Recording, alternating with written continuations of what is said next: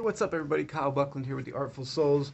Wanted to do a quick video to show you a little bit of some ways to use a palette knife. Now, I don't always use a palette knife, but I do like to break them out every now and then and just experiment. One thing about a palette knife is it forces you to work in big, broad areas.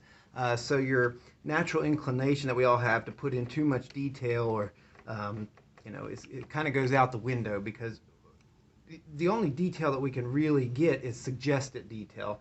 What I'm talking about is, for example, if I take a little bit of this kind of a yellow ochre mixed with a little bit of burnt sienna, now this is a little bit of sunlight color on this creek, and then I just kind of take it and just almost keep the palette knife flat to the canvas. So, and then I just kind of scrape along this little bits of creek here. We'll start to see what happens is we get these little variations in the way that the paint skips across the surface, almost like scumbling with a paintbrush.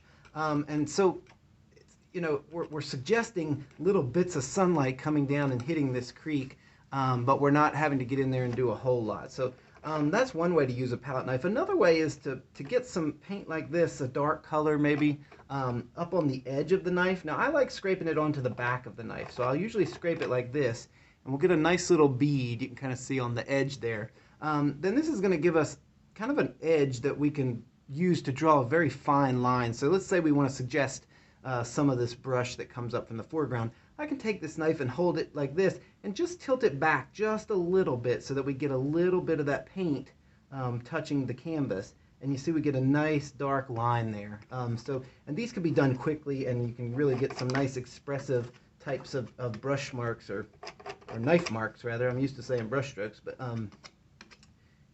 some nice types of marks on the canvas that you might not be able to get with a brush. Now, another cool thing about doing this is it creates a lot of texture. So you see in this painting, it's already starting to build up lots and lots of texture.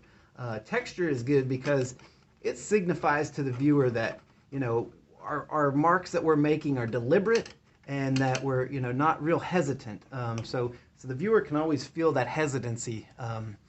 So you want to try to avoid skimping on your paint when you're working with a palette knife, because that's kind of counterproductive here. One of the great things about the knife is that it creates these beautiful bits of paint that sit up on the surface. Right out here, there's little bits of sunlight that come through here. And so far, I started this painting with just a little bit of brush work. A lot of times I like to do that with my palette knife paintings. I'll still come in with a big brush and just kind of mass in my big dark pattern. But you can already see how just these little tiny touches are starting to bring out a lot of detail. But again, it's not real detail. It's not detail that we've gone in there and painted with a little paintbrush. It's suggested details. So there's just two different ways. Using the flat back side of the knife to scumble across and get these kind of striations of paint and texture, using the edge to lay a bead of paint. And then another technique that's really handy with a palette knife is you can take the tip and scratch right back into the surface. So depending on what the ground is that you're working on, this is going to work differently. I don't have a white canvas here. I'm actually working on a toned ground.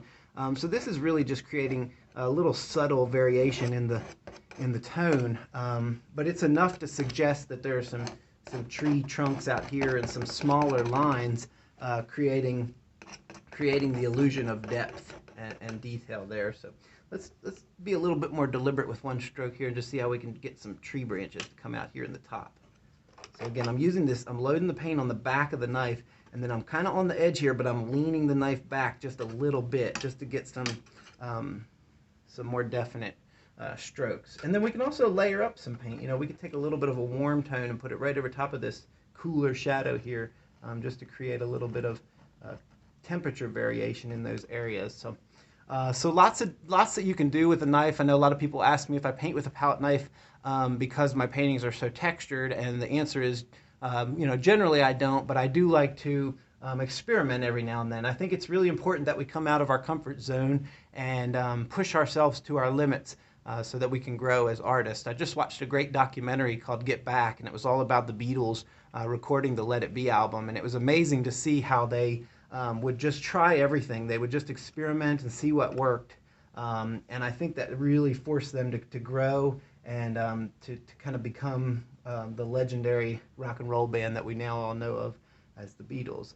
So remember to push yourself. Don't get too comfortable doing one thing one way. If you find yourself straying away from a technique or a subject matter, that might be an indication that you need to try to work on that just a little bit more. I put some links down in the description below, my website, if you want to see some of my work. Also, I just released a new art instruction video through Streamline Publishing. It's 3 hours long. It's called Courageous Color. Lots of great information in that video, so be sure to check that out in the link below. And I hope you have fun getting out there pushing some paint around, and I'll see you soon in the next video.